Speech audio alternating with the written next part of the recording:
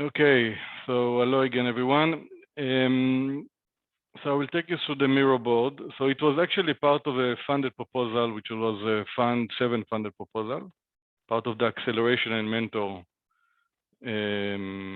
Accelerator and Mentor Challenge. And when we spoke there about acceleration and mentors, we wanted to understand first, what we want to accelerate and mentors, right? And so we started basically with analyzing all the different tags, basically tagging all the different proposals. And you can see it here. Actually, all of you as funded proposal, you exposed part of it already in the onboarding form, right? The latest onboarding form now, you got some question about mentorship and acceleration. So this is part of the actually project, and they were included in order to get information from funded proposal and see how we can help them. So it will be interesting in a few minutes when I will finish talking also to get your feedback about the question that we're asking the onboarding form, and if we can actually add more questions or more things that can help, okay, everyone in that way. But basically the bottom line is that we did a different categories of projects, and we started to analyze them, and we can go later on if there's question more in details about all of that. We also created a questionnaire for funded proposal to kind of reply and give feedback of what they need and what categories they fit. And then we have here a lot of cool statistics out of that. So I see it's not charging on my side, but maybe for you. So we basically have very cool statistics about funded proposal categories. So how many actually of the funded proposal represent a company, or how many comes from ideas for a company, or tech tools, or business tool, or catalyst, or community related, and so on. Right, and I think that's quite interesting to start understanding that, and again, to helping us make decisions. Another thing that then we analyzed and kind of came up with is, up to Fund 7, we don't have even Fund 8 is, but we'll update it. This is why Darlington would have been great here. Is actually to understand, where the money, who is getting funded and when. Please note that most of the people didn't get yet most of the funding, but you can see at least who got funded and when, and so on. And by the way, there is access, and there is access for all the information also on the board. There is a link to all the information, so you can go and look on it more deep on that. Then we further analyzed that and actually came up with we tried to focus within all the categories on companies, and kind of analyze which companies and how much they got funded. And it's different from the other one because this one is basically based on the leading person, while this one is based on the company itself. Okay, so kind of, and again, it's not perfect, and we see the different databases between AIM and Lind Donation, and here there is probably some differences in the way you calculated, but we did some calculation there, and everything is available. So we actually cross sharing the information as well, just to try and help everyone, so everyone is getting the information. But that also give us some measurement, how many companies there are today and how much money they got.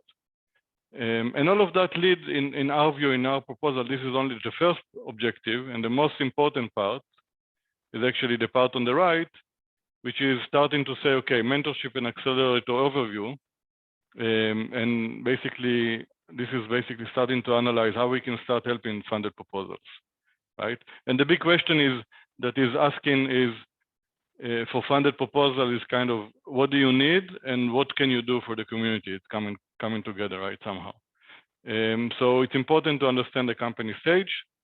It's important to understand the location of registration of the company, especially if you want to help and mentor them. While in blockchain, it seems that doesn't matter, right? But at least, there could be cultural issues, which are very important. It can be legal issues, right, where you're registered if you're looking for investors and all of that. All of that is very important. And then areas of mentorship is where we can start helping people. And I'm waiting for the statistics from the Catalyst team to see where people say that they actually need help, right? And in which areas and so on. And then we started to create resources which are general resources, educational resources, and again, it's something that we want to, that it will be continue and develop ongoing. Okay, so that's kind of one area. Then taking it to more resources is we divided the funded proposals into three kind of funded companies into three categories. One is inception and early stage, product and sales stage, and then growth stage, right? And today probably still we estimate, but we will know again very fast from the feedback, is that 80% of the companies are still in this inception and early stage. Then we have some companies in the product and sales stage, and very few companies, I mean, this is Spark and this family, that are kind of in the growth stage. And we started to create for them again resources. Here there are basically lists of what resources they can start entering and seeing. So get into different, if it's funded proposals that can support them, that are needed, that are aimed to support them, or if it's investors will come later, but there's different resources from the community that they can start using. Again, it's something that we want to ongoing populate and grow. And I see people actually adding here information all the time. So I see more information coming in. So this can be per section. And below we have acceleration and mentorship presentation. Again, helpful information and kind of even grants and funding opportunities that are coming all the time. So that's kind of the mindset of that. And in the end, we have also a list of community proposals that got funded and can support projects, and list of investors. It will be great to continue and populate also this part, list of investors, and in which, if they're already invested in the ecosystem or not. So that's kind of a summary for that of what we did up to now and where we are. And I mean, it's still on progress, and there's a lot of graphs that we are working on. But I would like a little bit to stop here and kind of share it with you. I mean, I think this part is very important. If, first of all, what's your feedback, and if you think that it's helpful for you. And second, what else we can add that will be helpful. And here we started to collect from people, like someone suggested just yesterday that we can create a calendar of mentorship and acceleration event of and how people can apply, right? That would be wonderful to have something like that, like for everyone, what's going on, when, and how people can apply. So that's an example. But I want to stop a little bit and hear from you if you think it's interesting, if it's helpful, what will be more helpful, if you have any questions, if it makes sense. It makes a lot of sense to me, you know, especially when there's only so much available through funding through the Catalyst program. It's supplemental and very needed. And so I appreciate this being available. Where can we get this? So I shared the link here to the Miro, and I share it again. And again, the objective is this is in the chat. Yeah, I show you again. And this is just the I'll just look there. This is just the beginning. I mean, we want it to get populated and add more and more information. And thank you for the support, Kate. Matthias, please, sir, raise your hand. Yeah, thank you. Yeah, thank you for putting in the work and showing this data in this manner. I think this group is very interesting in that we have many funded proposers. I wish Darlington would have been here because I think it is important whenever you show data that first of all it's accurate, which was not the case in, you know, as you mentioned, and some of the competing or alternative data products, data discovery products. And I think the bigger issue is that many people are not ready to interpret the data by themselves. I think a lot of I mean, first of all, what is the intention to do with this anyway, right? Because this breakout room is funded companies' resources, and it's interesting to identify, okay, these are certain groups, these are certain companies, these are some form of organizations that do something, right? And they request funds, they've received funding, and it is important. I think it's a very good distinction to see who is in the inception phase, who's in the product stage, and who's actually in a growth stage. And I would argue even DC Sparks, while they're quite large in terms of capital, for example, right? I'm not sure if they found product market fit even.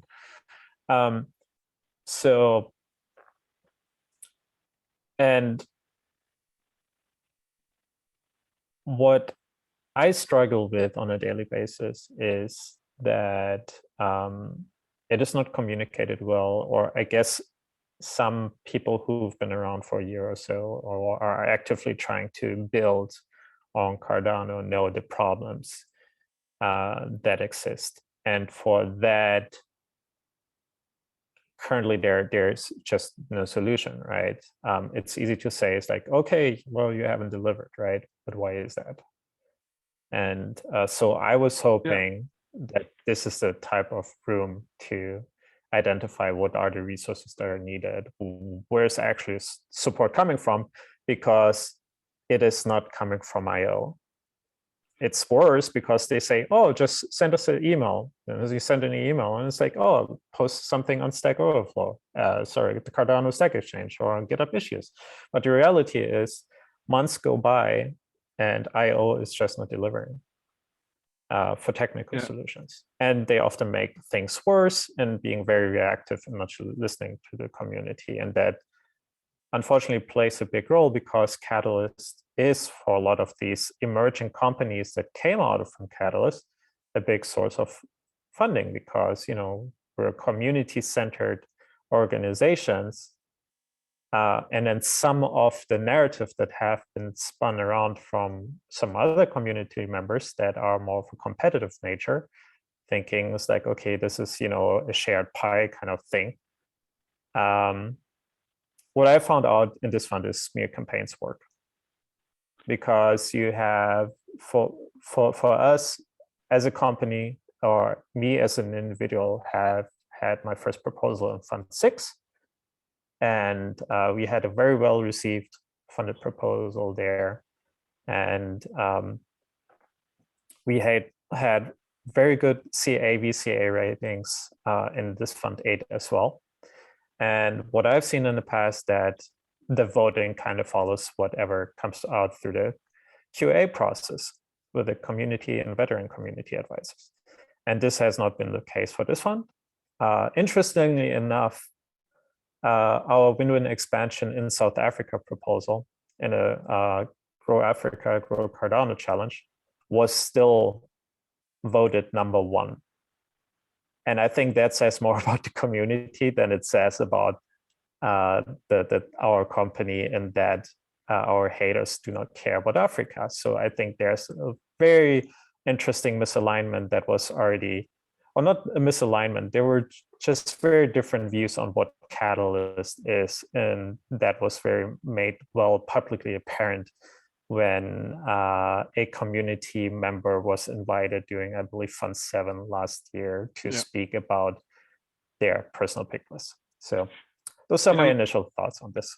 No, so first of all, thank you very much for sharing. I think I mean, Darlington, I guess last minute he couldn't come, but we spoke that he come. And one of the objectives for collaborating with Darlington is actually to see how can we use the data in a collaborative way.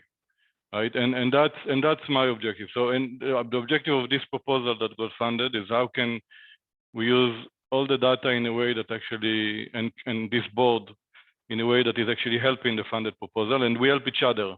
I mean, it's okay to wait for IO, and we need to better improve the relationship with IO and to expect something from them. But I think we can do a lot of things by ourselves as well, right? Like, for example, if we list of investors and we can share and resources and all of that. So this is the intention.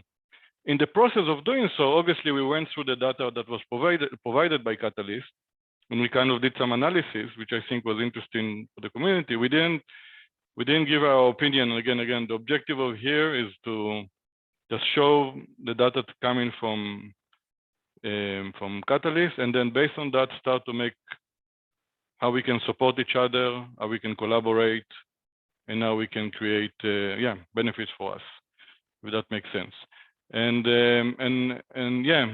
so that's the way I want to take this discussion, because I mean we can see, and you know, you can see the challenges that there are, but okay, how can we move that actually to collaborate? I mean, there's so many great people and funded proposals within the community, and how we actually help each other in order to do better. And that will be one resource. And maybe we need to improve it. I mean, this is the beginning of a resource, right? I mean, it's not perfect, but it's a start that we can work on. And IO, I mean, they were great to include, for example, in the funded proposal now onboarding, they included some questions that are coming, you know, from the community, that are coming from us, from funded projects, in order to do so. And also we have to remember that this challenge came from IO originally. So again, I'm not saying good or bad, I'm just saying we need, how can we help each other and work together in order to help each other.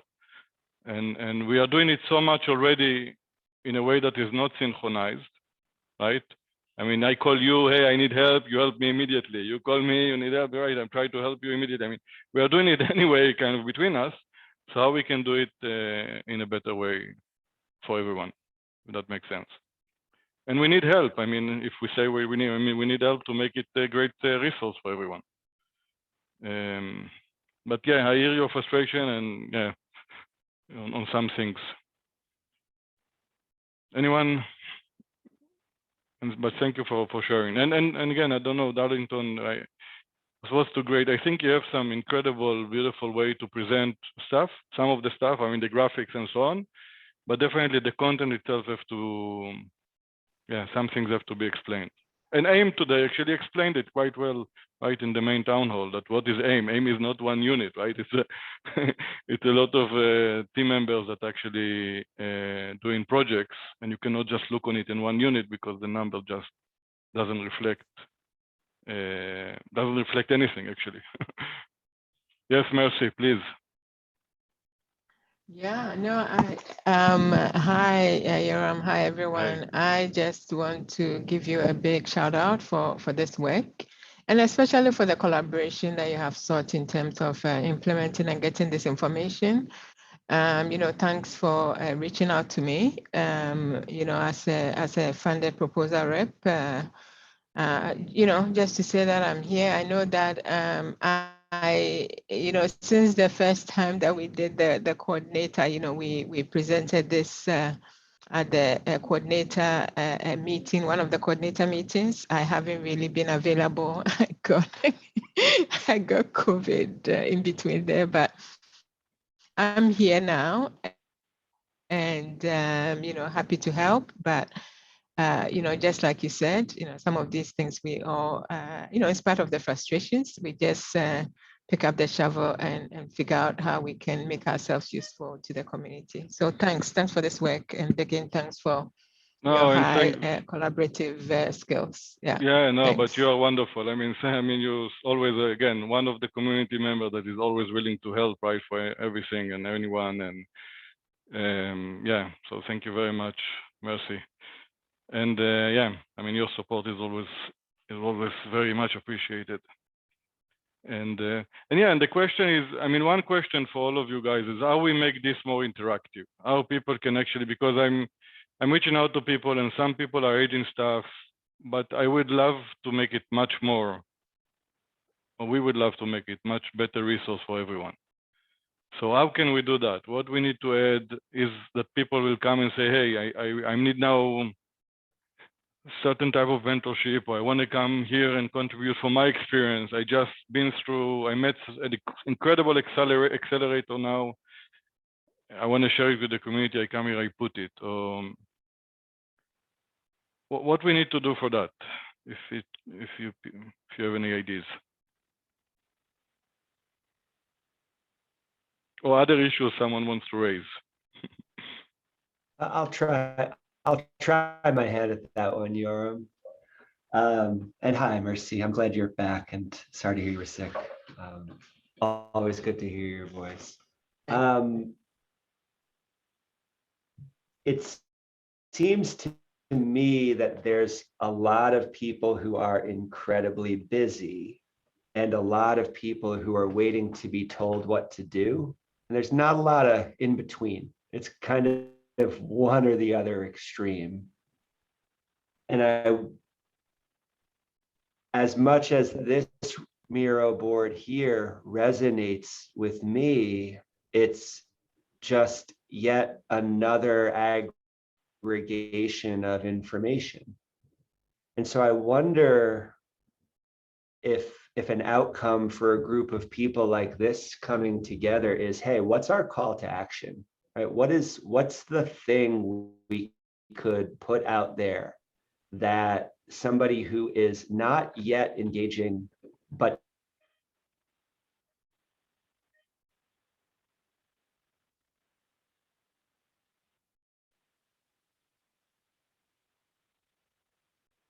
right?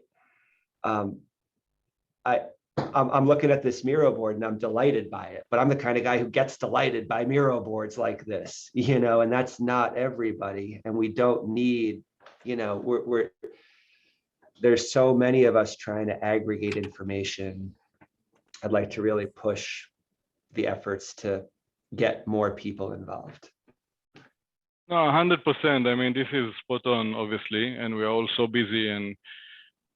But I think one of the things, I mean, we are trying, some of the team members, right, are trying to create, and I have it, part of the list of the teams are trying to create systems to support mentorship, for example, right? So PMM, again, part of AIM and easy onboarding. So how you create mentorship marketplace, proposal mentor marketplaces and stuff like that. So that's things that are going to come soon to the community. So you're a mentor, you are registering, you register your profile, someone needs help, you record the help he needs, and there is a match, right? So that will come. But that's, yeah, one way maybe. I don't know if my connection is not good. Yeah. Do you hear me well? You Yeah. sound good. You're good. Good.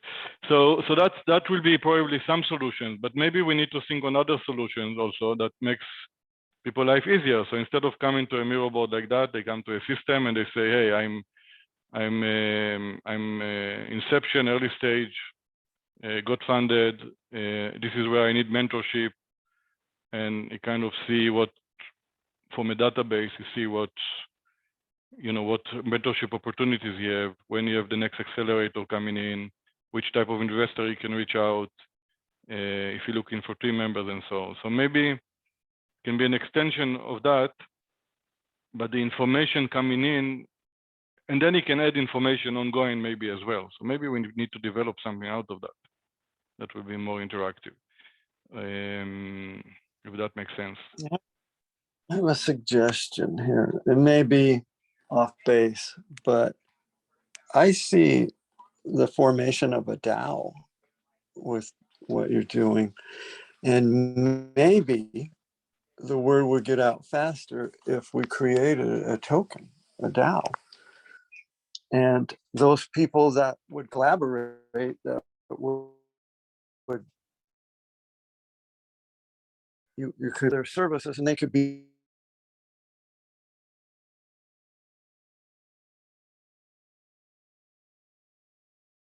reward and having it.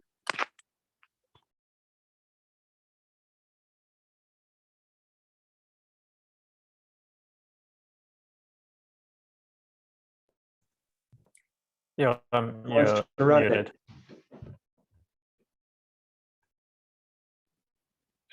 I think we're all too busy right now.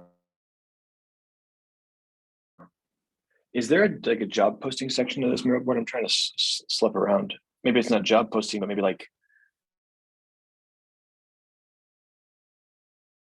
work. A lot of times these people have a hard time delegating. Not, I mean, these people, I mean, you know, funded proposers that are just running around with their hair on fire.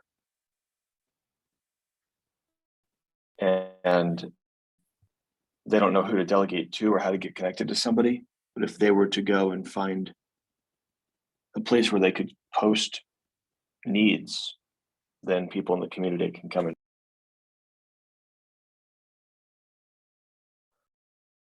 I don't personally know a ton about this project, but I know Little Fish is kind of trying to work on a type of system where like people can suggest ideas and get community support and incentivize them for doing those things.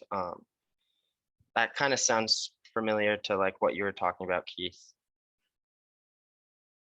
But Yoram might know a little bit better on that. Yeah, well, and just to Keith, for a little bit of background, that DAO might be forming in part with Little Fish, in part with a DAO, in part with Gimbal Labs, and then with execution from organizations like C4C. That work is well underway. And I've been rallying the developers of Little Fish and ADAO for the last couple of days to kind of move in that direction. Development tasks also these are out there for them. So obviously anybody on this call who is already aware of that work, awesome. But if you're not aware of that work, please be in touch. It's underway. It's gathering steam. I It's also really just exciting. dropped the Little Fish Discord too. You should join that. Yeah, they're an unbelievable team. Their white paper is one of my favorites I've read. Yeah, but basically the question is exactly that, as how we transfer this Miro and a lot of work and difficult to find to something that is simple to use, right? And this is easy. You can see some proposals that got funded here, like easy engagement. New members is trying to do that, and proposal mentor marketplace continue. So in a couple of weeks, I think when we'll come back from after the 2 weeks of kind of off, we will see a presentation of proposal mentor marketplace. But this is to connect mentors with proposals and funded proposals, right? So that will be one cool way to do it. But it's not the only thing they need, right? A lot of teams are already working. I mean, Lux, for example, they have already incredible team in place, right? And you guys may be looking for other things of support, like, I don't know, business development or investors or launching a token, right? So it can be different types of support. So how do we create this next level of support above mentors, just mentors and matching? Another thought I have is that there are things outside of Catalyst that can be incorporated. And an example is something I'm working on right now. It's called the 1111 token, and it's for education. I'm working with a global platform for online education. And I'm building that on the Tron network because there's funding available. They've got an over $1 billion fund for developing their ecosystem, and that's runs on the Ethereum blockchain, but that's something that eventually can be migrated over. So maybe some early development could occur outside of Cardano and then get all the bugs worked out and then maybe migrate over.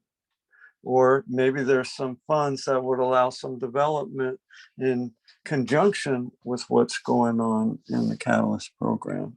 So if you came in to a proposal with some funding already there, that might tip the scales a little bit. I don't know.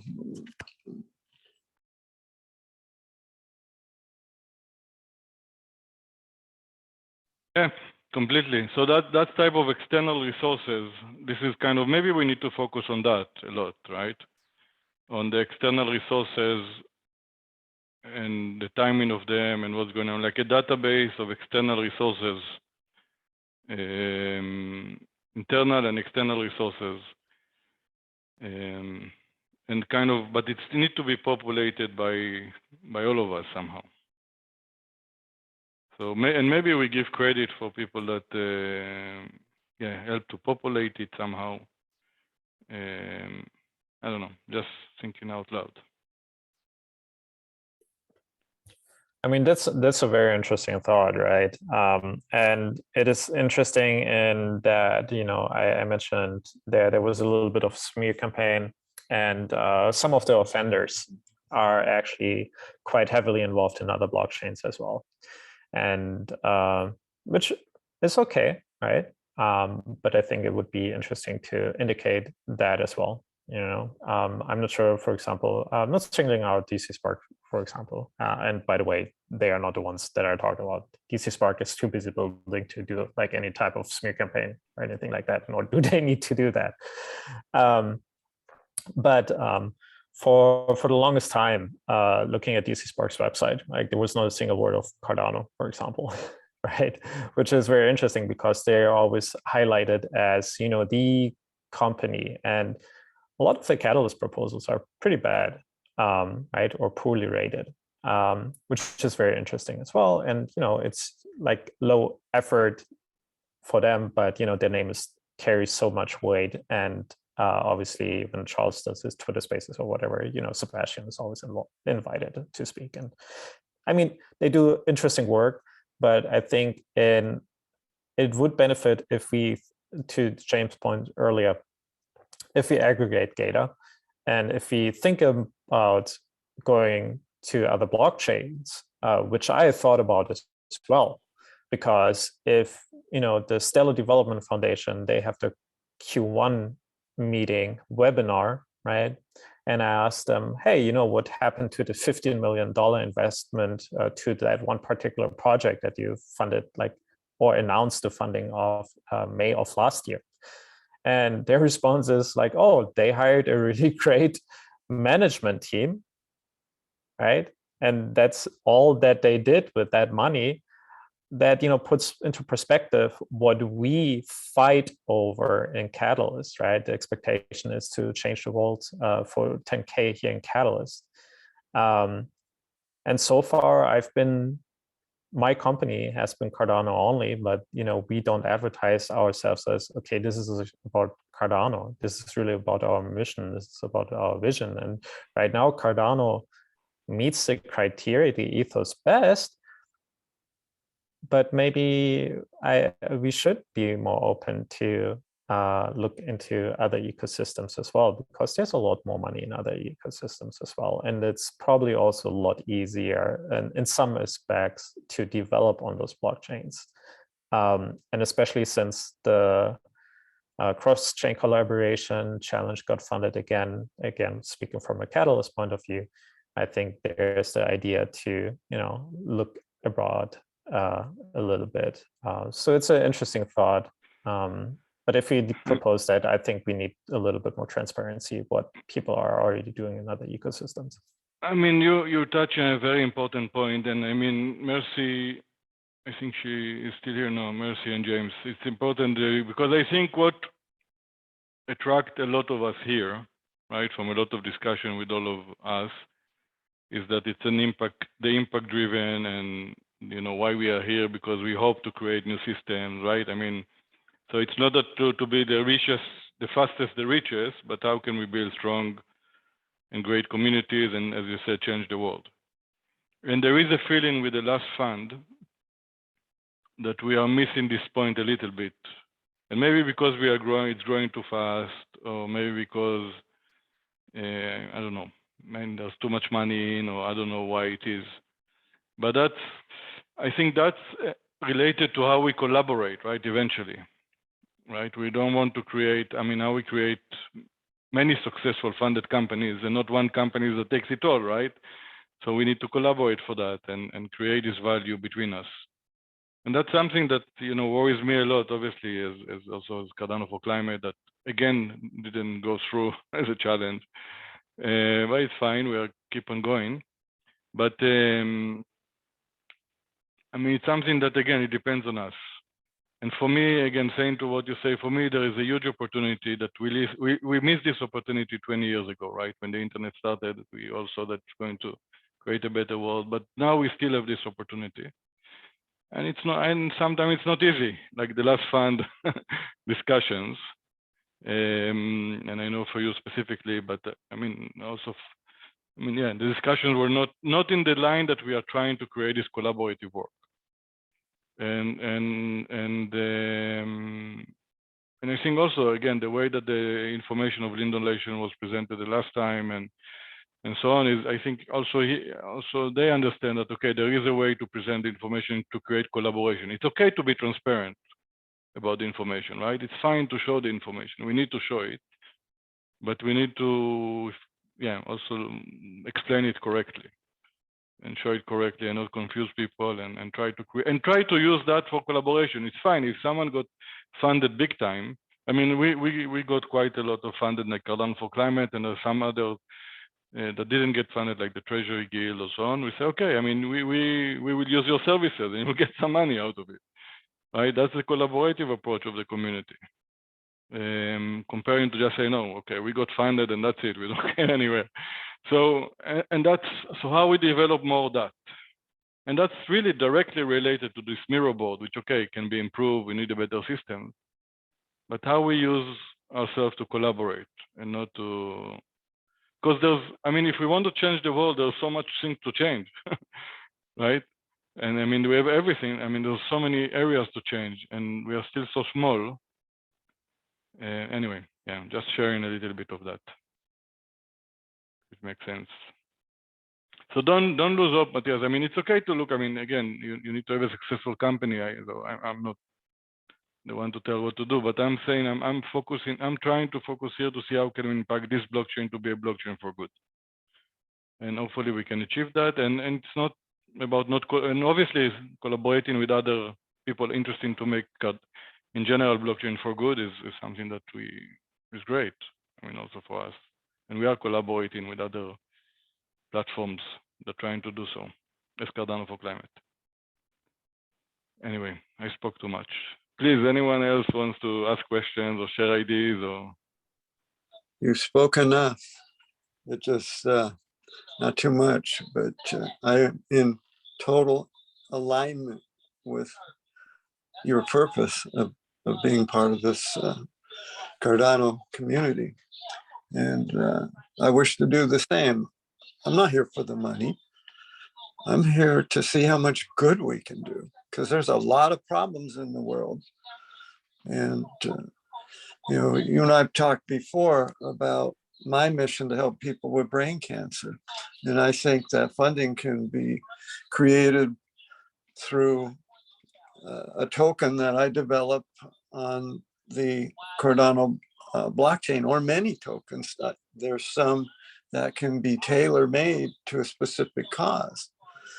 But I'm new to this, I'm learning, and it's my desire to be part of the program where you do proposals, you know, oversee proposals and learn how to do that. I've given it an attempt last fund. Didn't work out so well, but at least I got an introduction to the process. And so I want to be able to be involved in that, because that gives me a chance to look at many different projects and be involved a little bit and grow. And that's part of why I'm here, is to grow, to ultimately do some good. And like you say, you know, we can change the world. One can change millions. And that's been proven in the past. And I think as long as we keep open and focused and have that mindset of possibilities, that will accomplish that goal. So thank you for stepping up and showing so much support.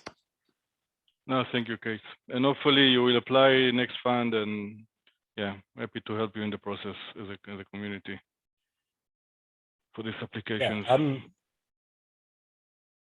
sorry, I thought I would introduce myself. I'm John Woodard, CEO of Wolfram Blockchain Labs. And I know that Matthias was talking about participating across different communities. We certainly do that.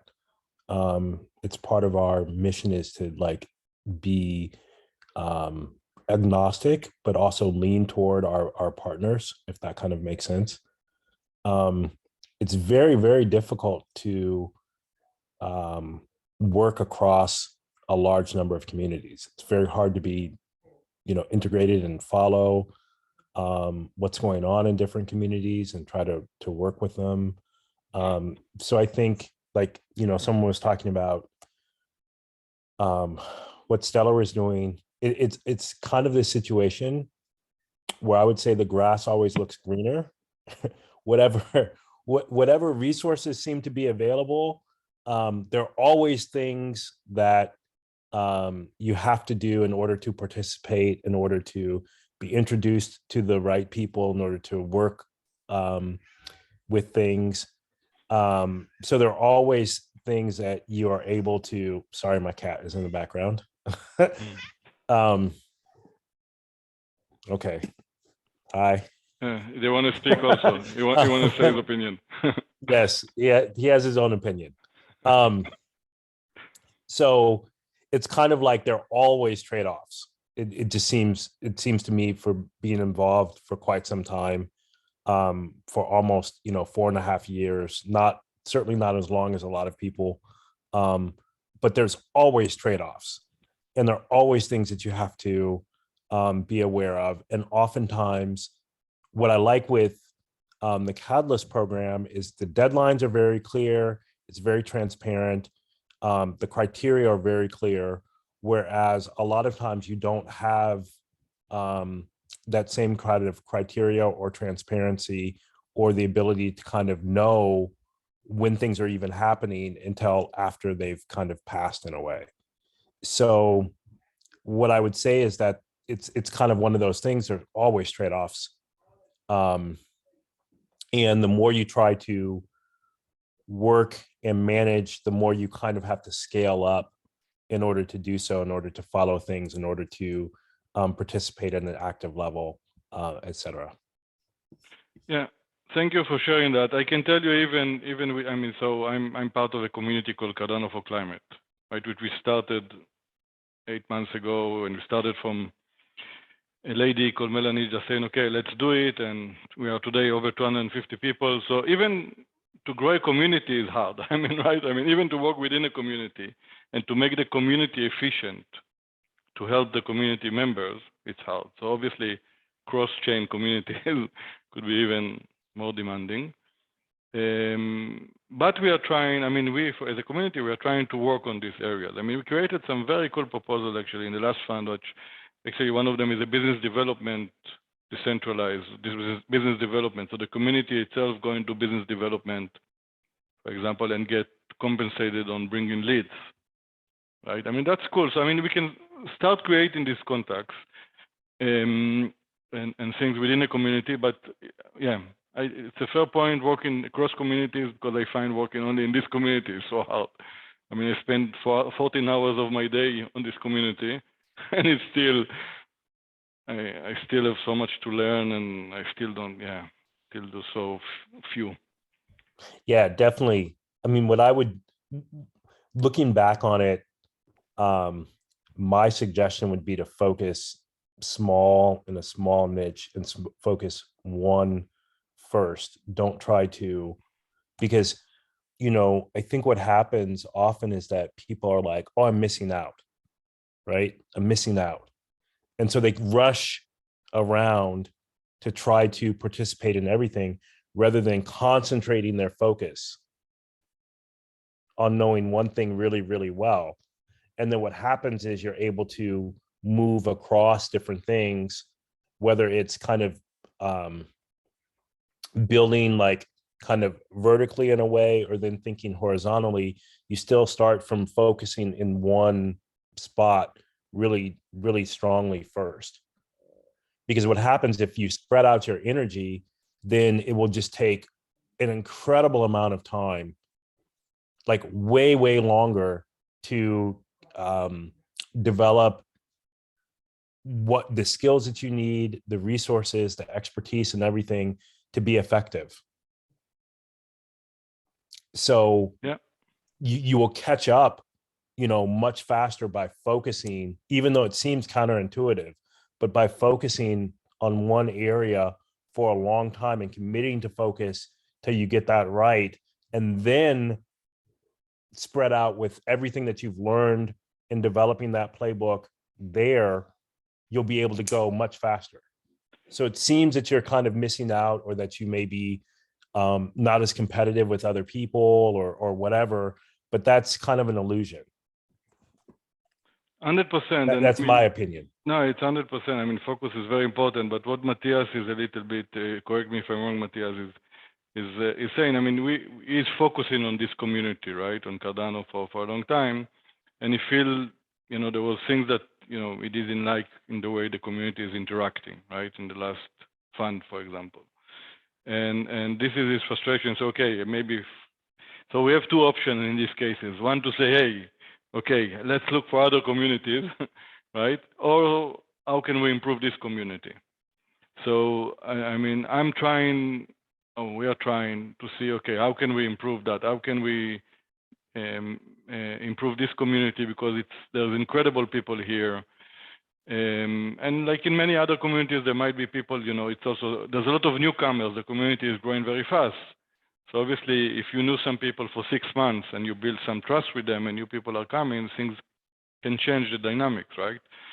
So the question is how we, and this is part of the discussion on this Miro board, how we recreate this collaboration approach and bring ourselves to the values that we want to create, and that's, it's a challenge. I mean, today, I think, in this community. But that's worthwhile fighting for and trying, because again, I gave the example of the internet. I remember when everything started, and we had this opportunity, and then more information to everyone will be better off, and it's not what happened, right? 20 years after. So not everyone are better off today, and so how we can use this technology in a different way. So I hear you, and I don't know, Matthias, I would love, that Matthias will with all his skills and experience and knowledge of this community will say, okay, no, let's try to make this community better and improve what's not working, and it's not and that's what we are trying to do. But I understand the challenges. Thank you for that, John. Thank you for sharing. It's the first time actually we meet, and pleasure to meet you. Yes, nice to meet everyone here.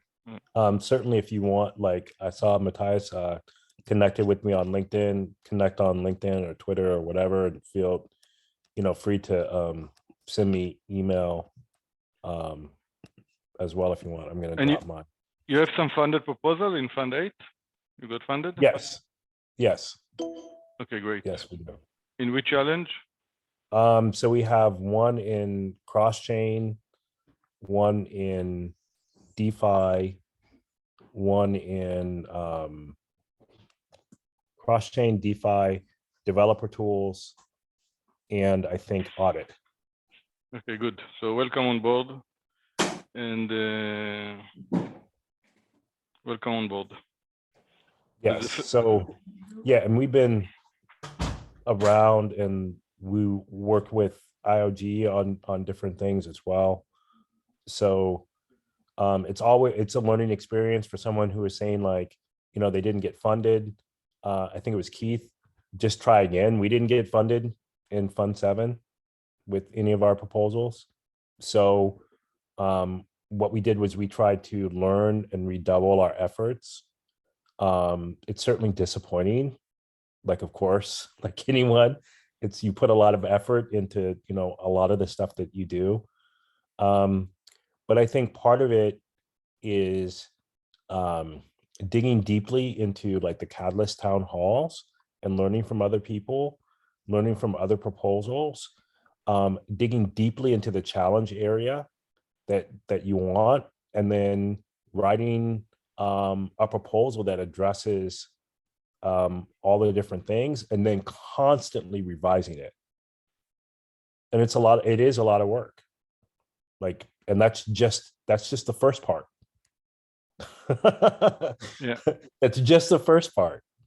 And so, you know, what I would say is the more that you can work, the more that you can work with other people, the more that you can go out and like, I'm going to Consensus in Austin as well. So one of the funny things from last time is that the date in terms of finishing the proposal, so being able to incorporate feedback and update and everything, coincided with the main people who are working on stuff.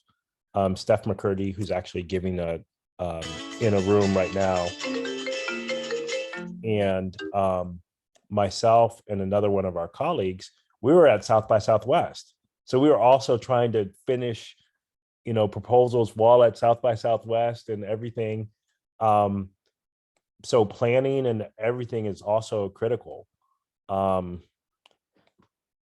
So it's kind of like, it's very, very, it's, you know, it's a lot of stuff to do. But I think that if you're here, you're already part way into trying to understand more about the process.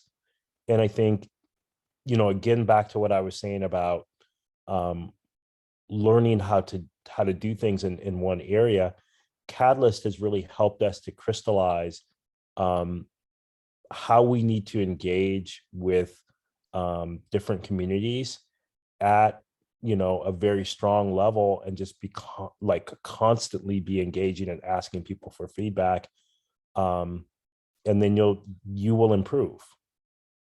That's kind of how I kind of look at it. If you approach it as though, you know, we're at a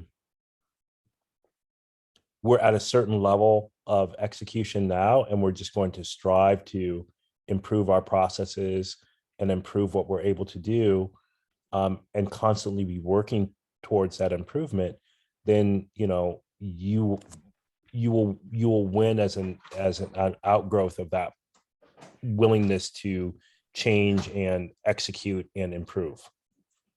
Yeah, John, I have a question for you, if you may. I love what you say, and thank you for sharing that.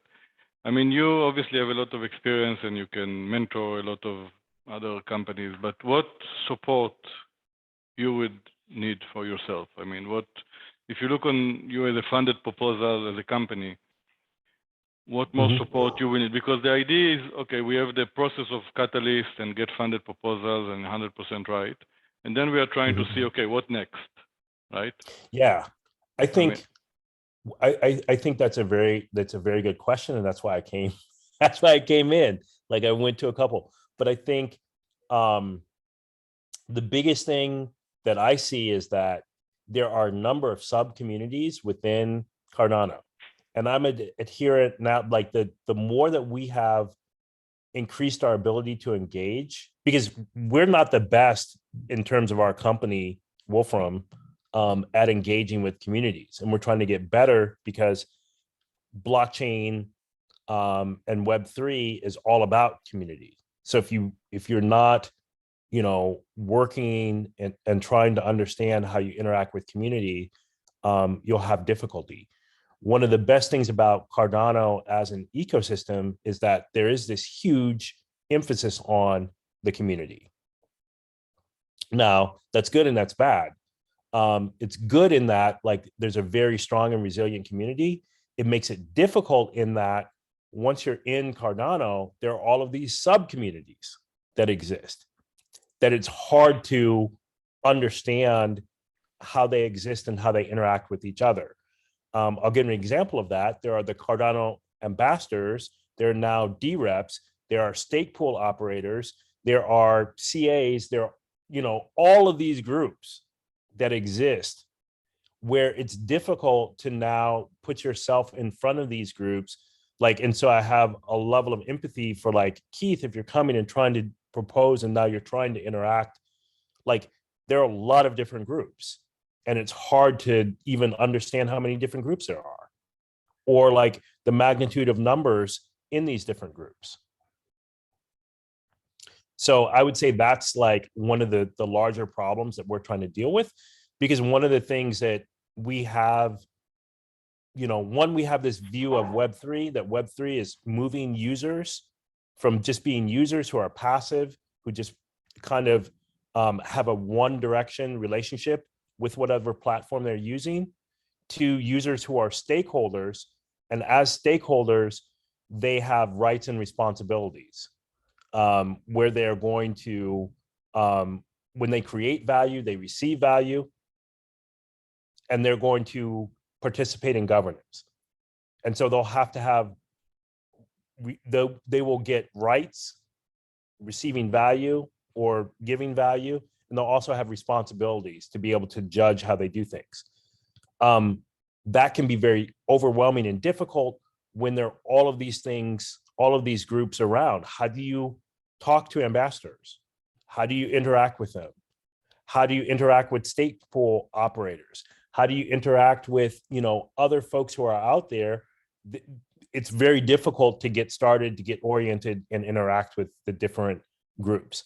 And so beyond that view of like those kind of stakeholders and the different groups that stakeholders kind of participate in on Cardano, the way we look at it and helped us is that there's this concept of like, I think it's like, this is what I call it. I don't know what it's actually called, but I call it like Pareto communities, where you've got, 90% of people who are out there who just consume information from, say, the 1 to 10% of people who actually create things consistently.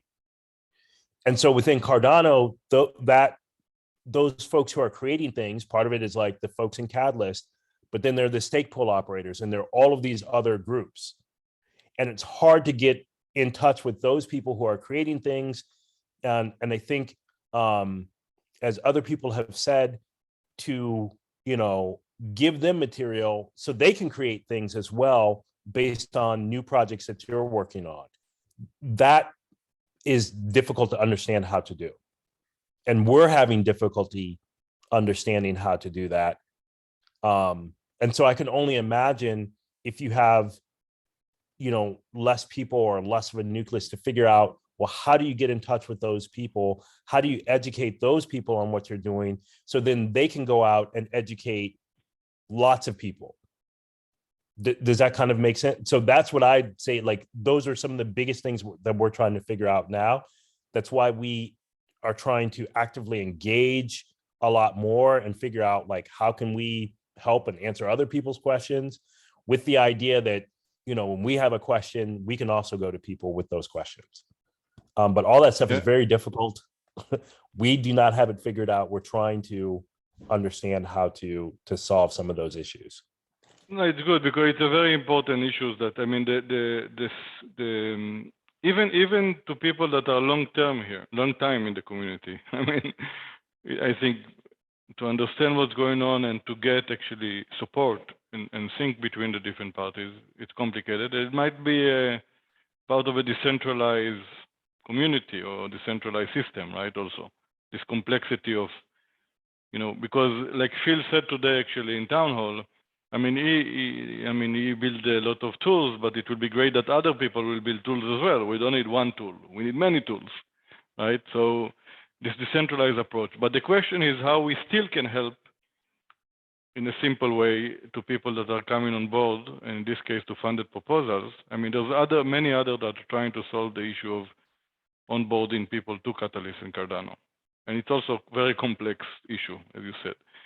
And we are trying to say, okay, we already have by today 850 funded proposals. It's a lot, right? So how do we have this funded proposal now to fund their way and scale? So it's the next phase. And I would be happy, I mean, to ongoing work on that with the community. So this is why we created this mirror board.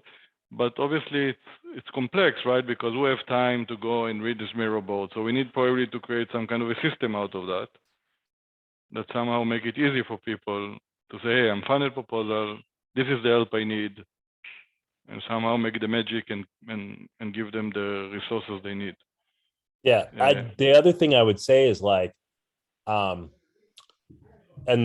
both to Matthias and Keith, it's like the humility, right? The like, like if you're in you, I'm sure like Matthias, you've been around as well. Like I don't know your experience, but the longer you get in, you're in like Web3, the more humble you should get in a way, because it's just incredibly difficult. Projects zoom by you. New technology zooms by you. It's just, you know, it can be overwhelming. Even when it seemed like even the people I'm sure who have more resources, you think more resources, ambitions scale upwards as people's resources. So it's almost everyone is almost always in the same position all the time where, you know, it's overwhelming. And the more that people can realize they should come, you know, for help as soon as they feel the twinge of like concern, like, or not quite understanding, I think the better as well. And so that's another thing that I would love to see, is again, like multiple, you know, facts on different things from different people and different perspective on if I'm having this problem, right? Who do I go to? What do I do, etc. Because, you know, for every, it's like they always say in school, which the older I get, the more I realize it's true. If you've got this question, there are other people who have that question too. That's almost always the case. Agree. I not to make it only between us. Anyone else wants to jump in and say something? I don't know, Mario, Jonathan. Yeah, I mean, because this, yeah, Jonathan, please. I spot on you. Yeah. And we don't hear you, sir. No. Okay, it's okay. No, you don't have to. Also, you might. If they don't want to speak. No, they don't have to. Yeah. Please A lot of good stuff. A lot of good stuff here. And I think this is the beginnings of something bigger. I'm envisioning maybe a platform for self-help, because a lot of people, this being new technology and a lot of people not being in it a real long time comparison with internet technology. I teach a blockchain class, and the blockchain terms change almost on a daily basis sometimes. Like the most recent one that I came across, and they could have been around a while, and they're just popping up for me, is Loopring. Loopring being a platform that automates DeFi so that more people can create DeFi applications. And it's just all the time, it's changing, and we can't keep up with it. So there's a mechanism, I think, that should be put in place, would be a self-help learning kind of a thing that would bring more people to the table and therefore allow more people to help others. So maybe some process where we can create a system of learning and a system of giving what you learned away. You know, it's a big project, but maybe we're at the beginnings of that. Yeah, the health center, maybe.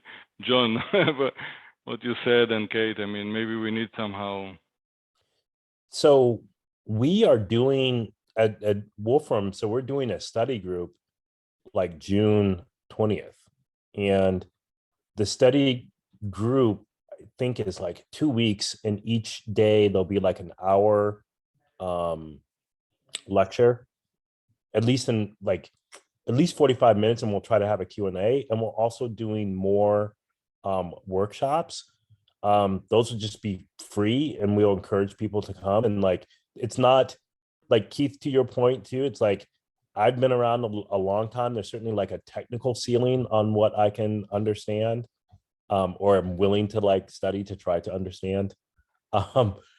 And one of the things that we are trying to do as well is create a glossary of terms and items. Now that's mostly coming from white papers, but in the future, I could see that extending to, you know, questions that people have asked, or, you know, definitions or slang or other stuff that people use as well. And we just continue to collect that. So, you know, that's something that we are actively setting up to do, are those types of study groups. You know, if you're interested, I'm like, just reach out, and I'm happy to let you guys know. And certainly, like, when we start it, we will, or before we start it, we will let people know on Catalyst as well. But that's kind of one thing. But I can see that as being like quite useful in terms of collecting those questions, and because once you start with the question, it's part way toward, you know, finding someone that can potentially have an answer to it. But people, you think, I mean, it's a great point, but sometimes you think people will know what questions to ask. I mean, in the sense, like now, for example, in the onboarding forms, there is some questions for mentorship and acceleration. I don't know if you noticed that in the onboarding form. So like if you're a company, and then what help you need.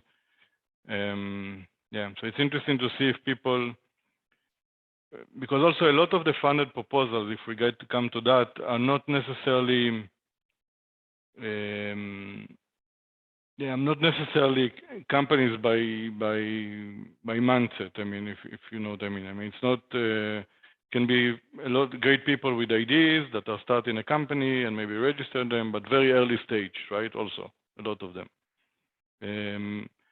So it's not that a few people, it's not a normal startup that 3 founders come together, say, okay, let's create a startup, opening a company. It's kind of start with, okay, let's create a project, get funded for that, and let's go. And that, I assume big percentage of the funded proposal are from this category. Okay, and actually, to make my case, please, exactly. Please, Mario.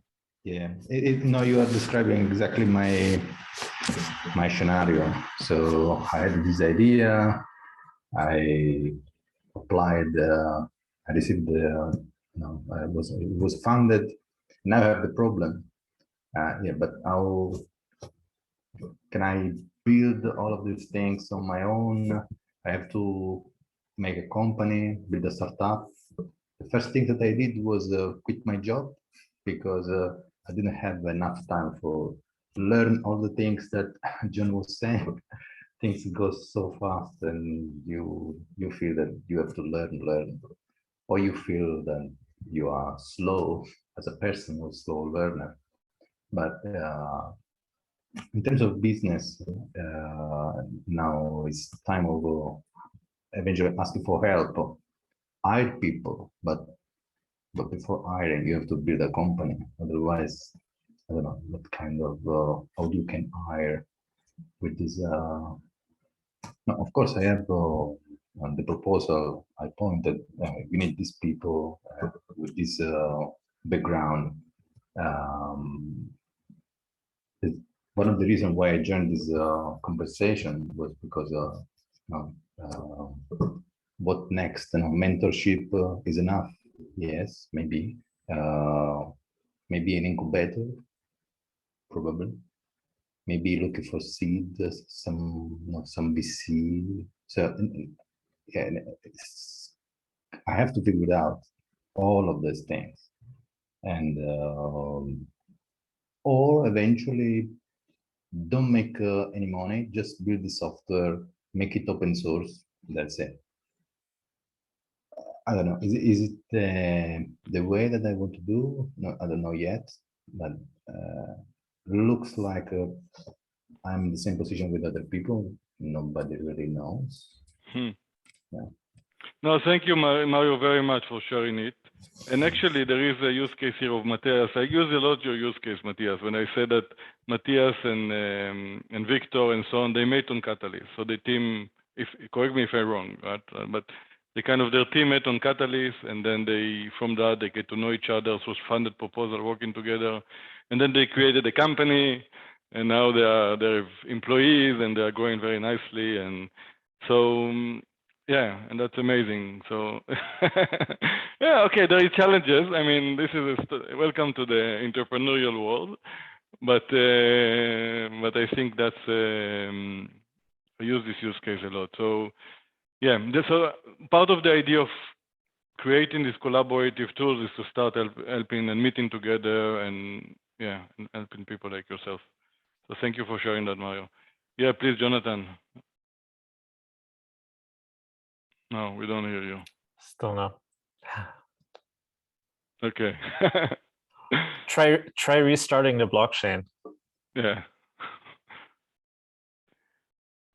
But it's good, really, Mario, I think, again, there's different stage of companies, right? So, and how can we have different company in different stage? So John have different issues because you have a company is running, is growing fast, you need information fast, right? You need to get, how we get to the community, how we get in. So you different need, and okay, you're starting a project, you need to find your partners, how to build a company, maybe like start with incubation and acceleration, these stages.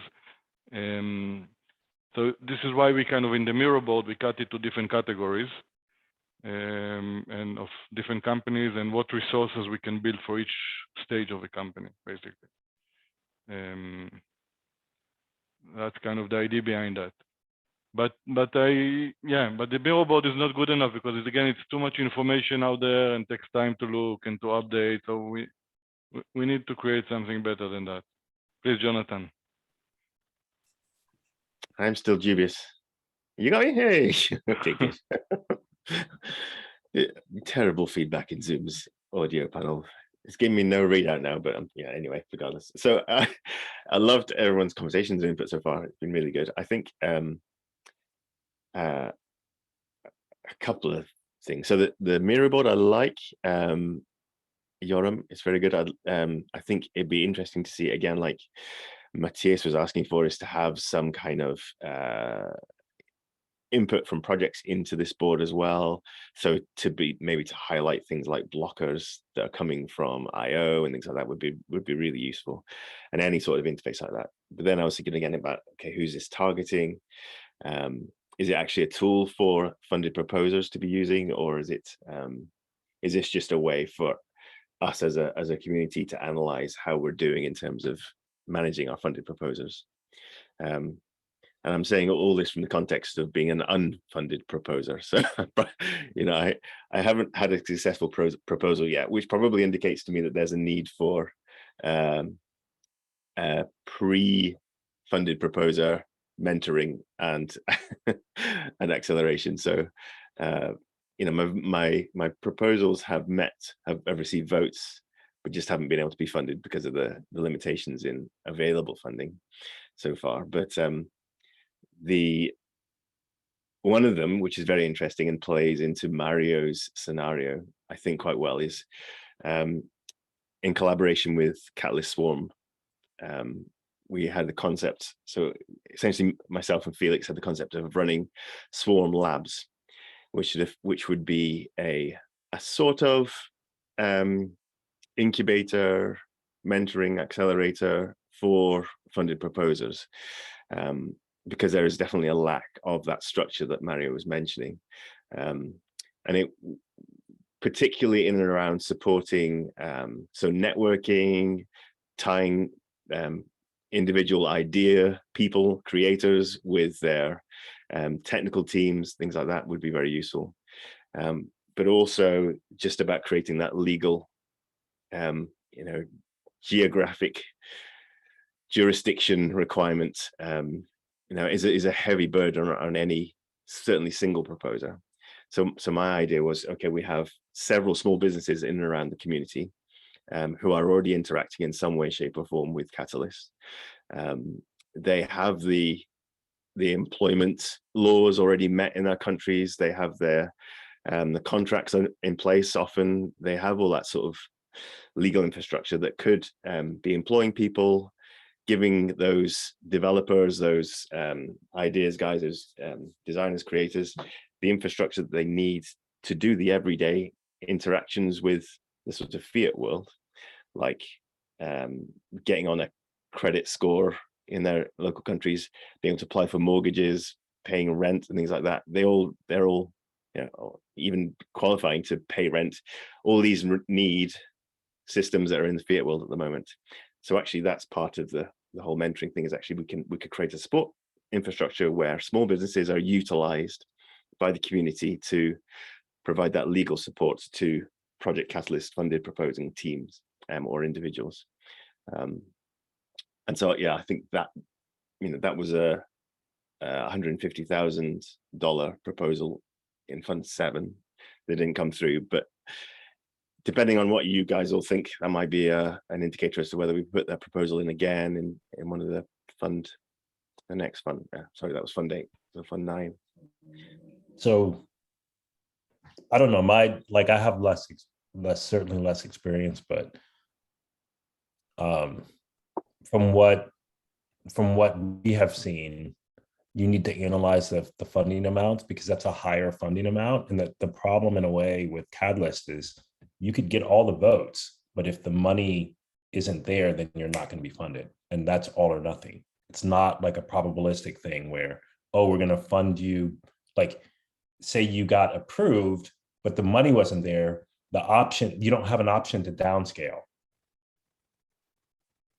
So that's something you really have to, you know, consider when you are thinking about the size of whatever your proposal is, especially when you kind of need to get it off the ground.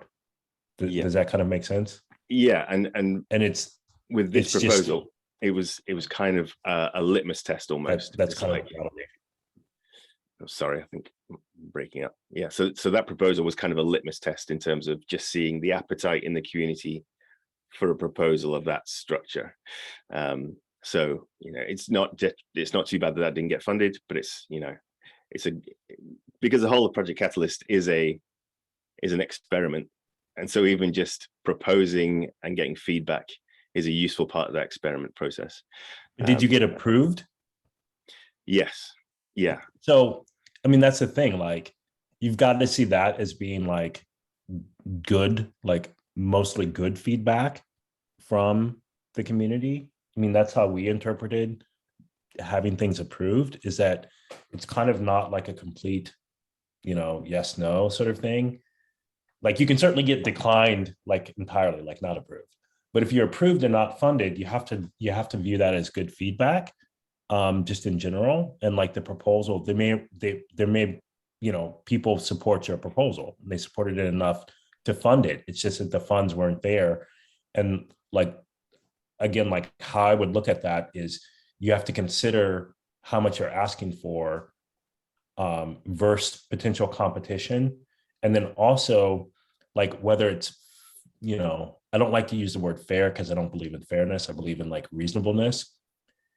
You also have to look at it in that you are participating with proposals that you can't control. Like, you can't control who comes, like Elon Musk could come to Cardano and get all the votes, right? And you, like, that doesn't have anything to do with your proposal.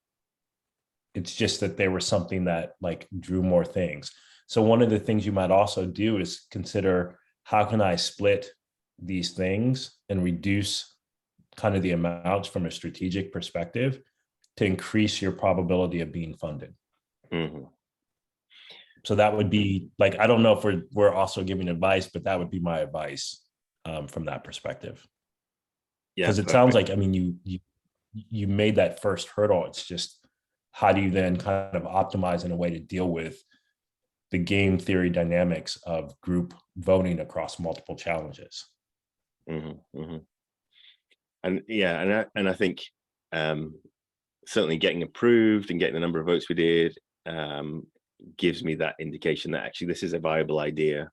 It is worth pursuing, maybe in a different form or, you know, smaller amounts just to get off the ground. But as a concept, any input, particularly from Mario, I guess, Matthias as well. Yes, I think it's reasonable not to suggest to split into component, but then there is a problem. Maybe you started and you were founded this component, and then the other round with nobody found the other. And what have you done? It's not accomplished. It's something that can never be published, or published in some different form, or just ashamed that not completed.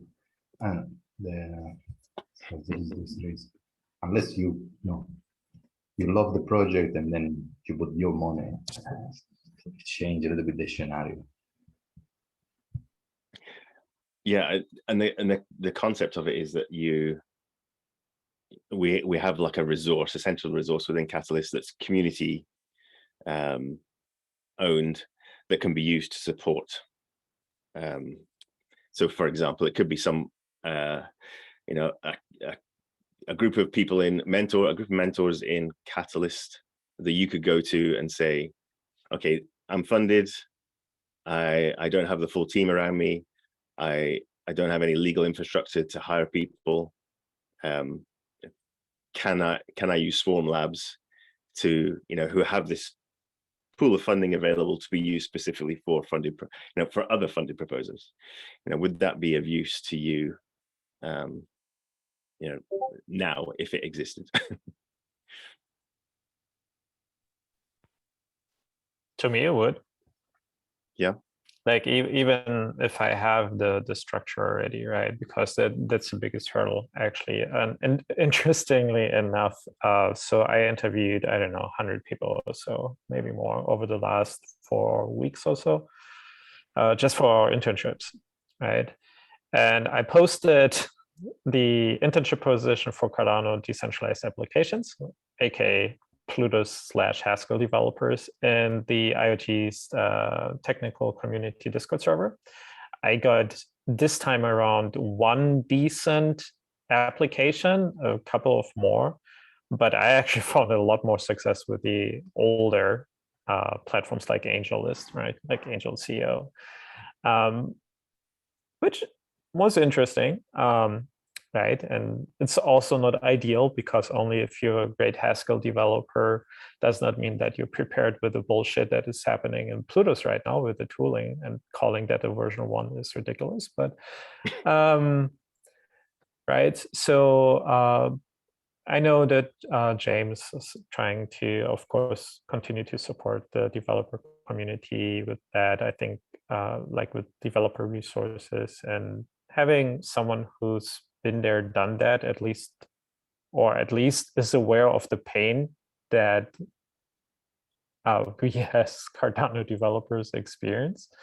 I think that would be incredibly useful, because yes, I mean, ideal, I look for employees long-term, but I also don't want to run into the same problem that so many startups do, like just hiring like crazy, and then, you cannot support them long-term. So I think having like Swarm Labs, something like that, that's more like ad hoc.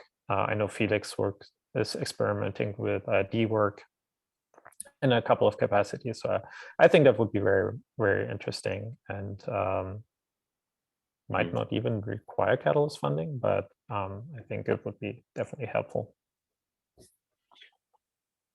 Yeah, because I was thinking, like, even as a UK employer, if I know that I've got a developer I want to work with and they're in the EU, then we've got a whole load of change of legalities. You did it to yourself. Yeah. As a German citizen.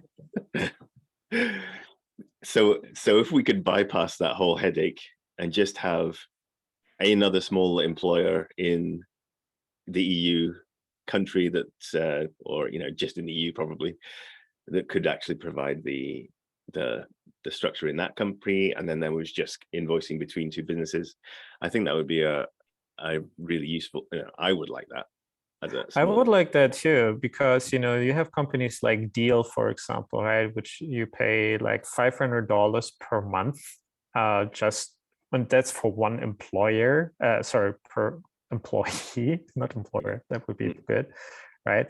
So if you, let's say, right now we have an intern for Cardano that actually we found out James worked with in the past as well. So it was hilarious because she mentioned Dandelion. It's like, yeah, I know the people who created Dandelion. So she's phenomenal, but she's based in Nigeria, right? So if we were to pay her like a market salary, right, we would almost pay Deal more money to legally employ her, right? So yeah, it's I think there needs to be some low end disruption that could be happening. Yeah, because we do have to deal with borders. It'd be nice. I not mean to. that's a very interesting idea, and it's very relevant for actually scaling. It's a big need for companies growing, right? And especially in the decentralized way that we are working. Another service, by the way, Jonathan, I mean, for me, it's a big issue to report my income in France, right? How do you do that? I mean, that's a huge issue of actually reporting locally. I would love just crypto accountants funded by Catalyst that we could all just go to for our local and say, look, these help me, just do this for me. Because yeah, so we had a chat with Joe from New Zealand exactly about these issues, you know, local legal and accounting issues. And how do we solve that, right? I mean, it's a concrete issue for me now. I need to do my accounting and yeah. So yeah, I mean, that's interesting. I mean, we are already 2.5 hours past, I mean, since Soundlaw started. So no, we can continue to discuss. I mean, for me, I need to head off, but and you can say, obviously, I appreciate a lot the feedback. I think it's good how we bring back somehow the energy of collaboration, just like we just said now in the last 1 hour, and help each other and try to focus on that. And yeah, I learned a lot of, I mean, yeah, what we need to do and what is we need to do and build actually to help funded proposal work better together. And yeah, and I would love to, yeah, to continue to have this feedback from you and work together with you guys on that stuff. So any help needed on that, Jonathan, and you know, obviously Matthias and so on. I mean, that might be things that we can think of. How we create this collaborative platform and tools to help funded proposals in different stages, right? And just when you come in, Mario, or already a later stage for Matthias, or and so on, right? So how do we do that? So thank you very, very much for your time and feedback, everyone. And yeah, from my side, I started to work today at 6 a.m. and now it's 9:30 p.m. So time for me to relax a little bit. So any last words someone wants to share, or last ideas, or? Just thank you. But yeah, there's the legal and financial implementations challenge, or whatever the name is. So I'm assuming a lot of the needs that we experience, even at various stages, I hope to see some great proposals in that challenge. Yeah, and if you need help with that, Jonathan, reach out. I mean, some of us know how to write good proposals. Obviously, Felix knows very well, but also myself and Matthias and others. So happy to help on that. Yeah, it was great hearing all you guys. And I was just gonna say, John, yeah, like in the past, I found maybe just proposing as like, this is the start of our proposal or start of our project, the first little bit of funding. And then I always try to not like ask for more than like 15% of the funding. That's also something that I've found has helped. But yeah, more than willing to help out with that too. This community is the best. And I'm sure Victor will help you as well if you need it. Yeah, it's pretty good. Yeah. Yeah. To Yoram's point, actually, you know, how Victor and I started working together. I lost against him in the first Catalyst Circle selection process for the community advisor selection. I was the runner-up.